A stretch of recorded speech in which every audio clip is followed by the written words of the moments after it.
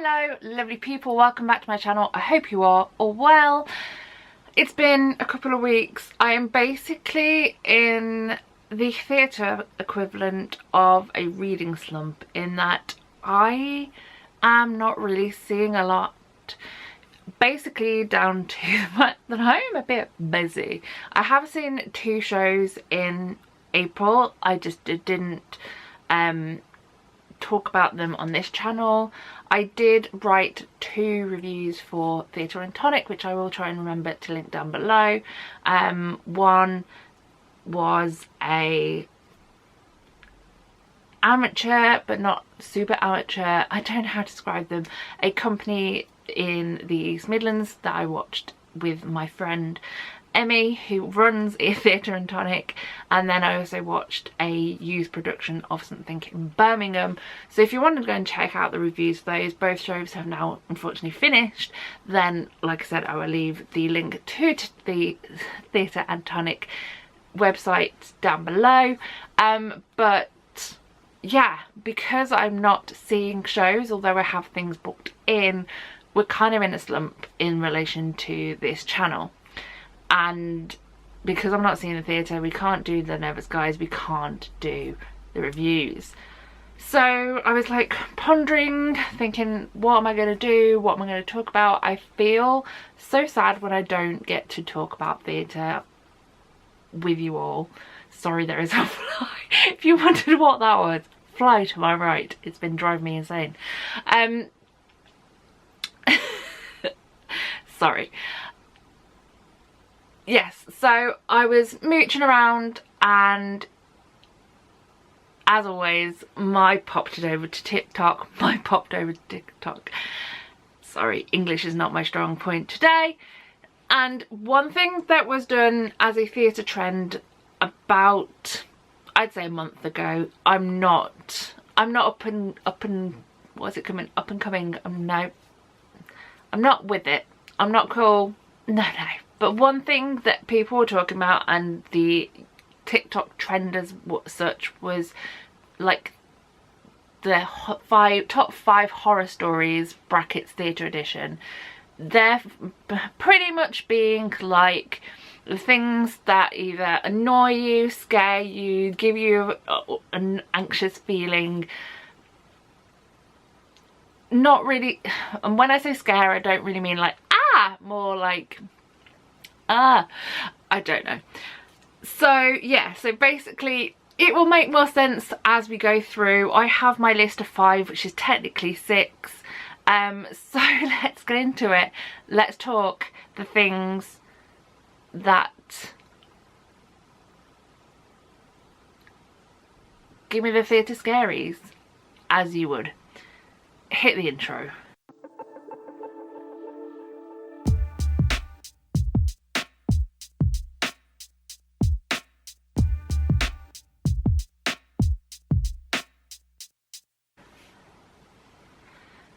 So yeah, let's just get into it, because I rambled enough in the intro for everybody.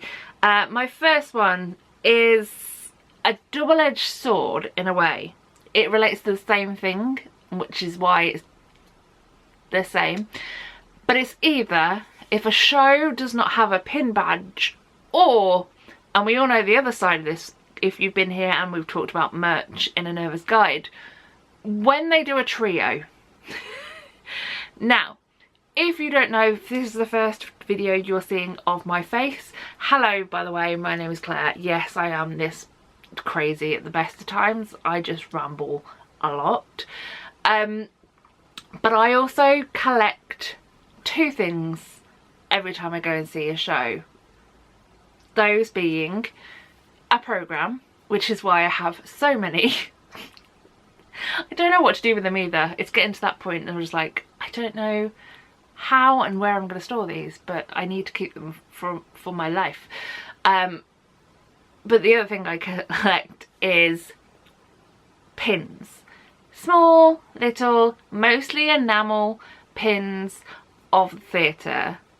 I have some that are waiting to get put into my pin collection. But the long and short of it, I love a pin. They are so nice to collect. They are quite small to collect. I have quite a few now.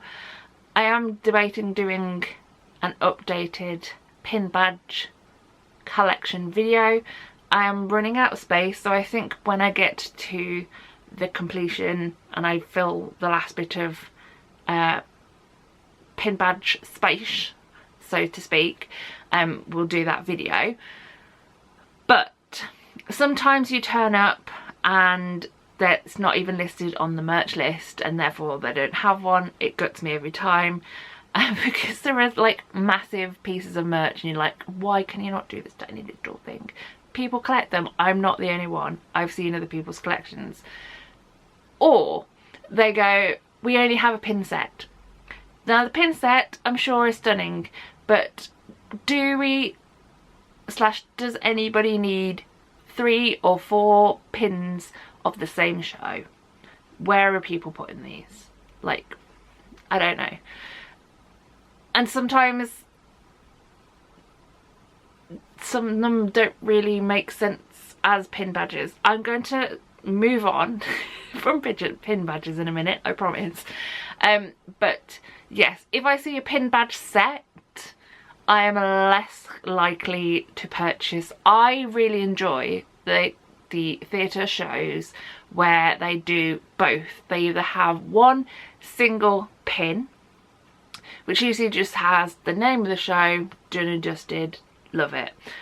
And then they also have the pin badge set, which is for people who like more than less. And they have like the name on one and then other pictures surrounding it, or other, you know. For example, I have the Operation Mincemeat one over there, which is ready to go on my pin badge. It has Operation Mincemeat on one of them, and then it has a phone, I think a dossier, and something else. I'm okay with that. I did purchase them when I saw the tour.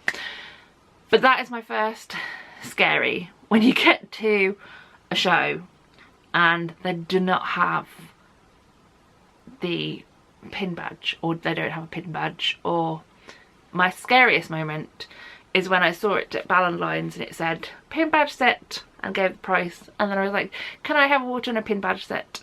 No, a pin badge, sorry, it's not pin badge set, or it wasn't. And they're like, we have unfortunately sold out. And I was like, no, a small part of me died. Right, moving away from pin badges because we've been with it for a long time, but it is something that I'm very passionate about. The second one is a narrow seat. Now, that goes for both width wise and also depth wise. I am a person. I have hips. You might be able to tell from just sitting here, I am a wide person. Not massively wide, but I am quite wide. And sometimes you sit down and the chair starts to dig into your hips. Some theatres you can get away with it. Other theatres, I'm not naming names, but the ambassadors, some of those seats, oh, they were uncomfortable. Especially the circle level. I went on my last trip to the Curious Case Benjamin Button before it closed. I sat in that circle, oh my goodness. And the poor bloke next to me, because like I said, it's not just a width thing, it's a depth thing. It was quite squished, so I was a bit tight there, but also the leg room was not it. I am also 5'7", 5'8", so I'm not a short gal. So when I sit in a seat and I am uncomfortable, it's not a fun experience. So when you sit in a seat for the first time and you're like, oh, okay, it's not the best. But some theatres have been around for a very long time when people were a completely different build than they are now. I accept that. So we shall move on. Back to merch here, because number 3 is different sized programmes. I'm not going to stick with this one for a very long time because I have been talking about it for years Every single year I do a roundup of all my programs, and every single year I think I have the same conversation. Why, oh why, Delilah, do we not decide as a nation to have the same sized program and the same size structure like as each other? Because like I said, at the end of the year I can get to my big bag of programs, and some are A4, some are A5, some are glitzy and glamoury and what's the word I'm saying, my brain's saying shiny, and that's not the one I need. But you have like designs and everything and it's all lovely, and then the next one is matte. And sometimes that means that they stick to each other. Why can we not be like deciding amongst ourselves, this is what we're going to do and this is the same for everybody? Because it also doesn't help when I do my London trips and I do like 3 shows in a weekend. Trying to work out how to carry everything home is always a mission, especially as I don't pack light at the best times. So my case or whatever I took is usually quite full anyway, and then I've got to add in extra stuff. I know that's a me problem, but I feel like I'm not alone on the program size situation. In fact, quite a lot of the TikTok videos that I saw of this trend have the similar opinion. So it's not just a me thing, it's a general thing. Get together, peeps, and sort it out. The 4th one on my list is probably the most scary in a way, because it is Today-Tix Rush. Ah! I know. If you've never experienced Today-Tix Rush, then let me break it down for you. Today-Tix, if you don't know, is a great place to buy theatre tickets sometimes, but that's a story for a different day. In fact, we might make a separate video one day. But they, alongside being able to purchase a ticket in advance, they also have this glorious thing called Rush. Rush is something that happens at 10 o'clock each day, where there is a certain amount of tickets that are put on their app / website, I assume, for either, well, back in the day it used to be £25, now most of them are 30. There are still some 25s around there, but quite a lot of them are £30, which is still a lot less than some of the ticket prices, am I right? So that happens at 10 o'clock each day, and you sit there, either mostly for me because I'm doing it when I'm heading down to London for obvious reasons. I am either getting on a train on my way down to London where the signal is a bit crappy, or I am sat on a Sunday morning in my hotel room waiting for Rush to happen before I pack up and go. So you're there, it's 9:59, you are prepared, you are on the page for the show. You see your clock on your phone say 10 o'clock, you go right, bye, on the little tab thing that there is for Rush on that page. So for example, I don't know, 6, you go click, and one of 2 things will happen. Firstly, you will get, oh, what performance would you like? So you go, oh, I'm getting somewhere, you click on the performance. Or the other thing, and the same thing that happens after you click your performance, this is at like 10:01, you will be met with, all seats are currently reserved, or are currently being held, that's the words. And you're like, how? Literally, how can every single ticket be gone in 1 minute? It is insane how quickly some of those rushes just disappear. Sometimes being solo, however, has its bonuses, because there are a few like seats dotted around the theatre, and sometimes people just leave gaps, which we will get into in a second. But at the same time, quite a lot of the time you can be repeatedly pressing that button over and over again and not getting anywhere. The anxiety that doing Rush brings to me is high level. Like, I also try and make sure that I am stationary when Rush happens if I'm heading down to London. But it's the scariest thing in the world. The joy, however, it brings when you win that ticket and you pay your £30 is sublime. I have had some excellent seats through Rush. I've also had some not so great seats through Rush. Like I said, we might do a separate whole video on Todaytix and their Rush system, and just generally on their system. But that is a story for a different day. Rush, however, scary. Scary things, you can't argue. It's just scary. Scary, scary. My number 5 is going to come in a second, because I'm going to do my honourable mention first, and that is getting lost at the Barbican. Now, my friend Emmy, her next mention on this video, she did this trend on TikTok when it was a trend, and she was like, I need one more thing, what can it be? And I was like, the Barbican. I have been there 3 or 4 times in my theatre life, and every time that I am going there, the fear of getting lost is high.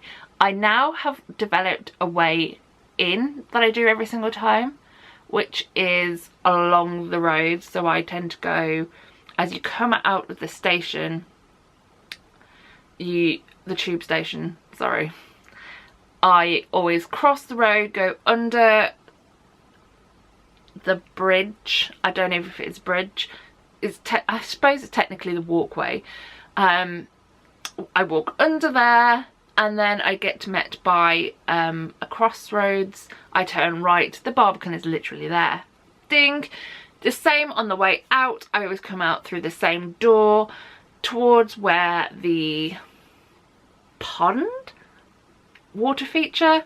If you've been to the Barbican, you may know what I'm talking about. But I always go through that door. I go up the steps, along on the outside, down and back into the tube station. I've worked that bit out. Tap, tap, tap. However, inside the Barbican, another story.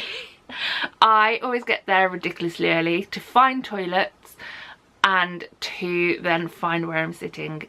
9 times out of 10, I'm in the stalls. Okay, it's me. But the fear that I get every time I head to that theatre is intense. I have always done it alone as well, which probably doesn't help.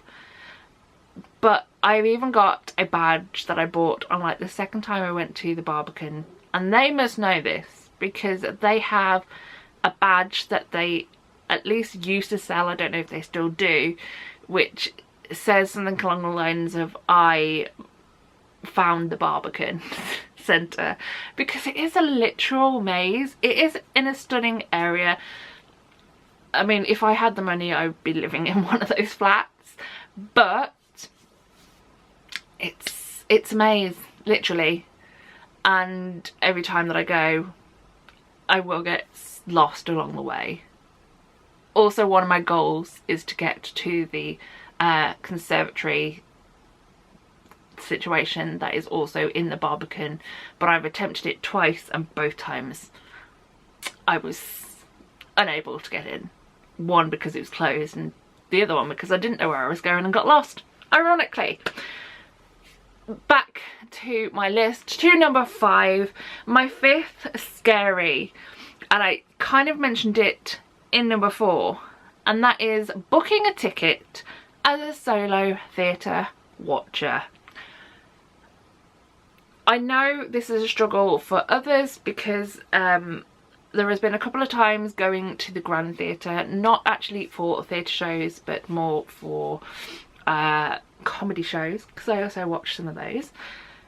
But when you have a little chunk of tickets, say 1 to 3, I'd probably say, when you pick the 2 or the 1 ticket you need and you are met with, sorry, you can't buy that ticket because it will leave a space, and you're like, I literally want 1 ticket, I want to sit there, that is the place that I need to be. You then have to try and work out a way around it, very much usually either opening another tab or going onto a different device, also picking a ticket, pretending you're going to buy it, and then releasing that said ticket again. It is a faff that sometimes you do not need. It's more when you're buying directly from a theatre. I don't think TodayTix cares as much. I've never had that problem through TodayTix. But the amount of times you are on a website and you're like, I just want 1 ticket or 2 tickets, and then they're like, well, you can't because then there's a seat there. I'm like, as a solo watcher, I know there is probably another solo watcher who will probably take that seat, or if not, and if it's a London theatre, chances are it will become a rush ticket. That is a little bit of a rant, but it is the scariest / most annoying moment of booking tickets, when you are met by that message, because then you have to try and work out a way around it, and it's quite the faff. I understand what they're getting at, but at the same time, it's something that you can get around. Yeah, so they are my scaries, my things about theatre that either annoy me or strike fear in me. The horror stories, if you will. Yeah, theatre edition. It's not the catchiest of titles, is it? No. Anyway, the other scary that's been going along with this video is that I have had to switch through 3 separate batteries. That's the bane of my existence. Guess who's going to be charging them all up later? This guy right here. Yeah, I'm going to stop rambling on because I've rambled for long enough. I'm hoping to get some theatre in soon. I'm dying to get back into an audience person situation.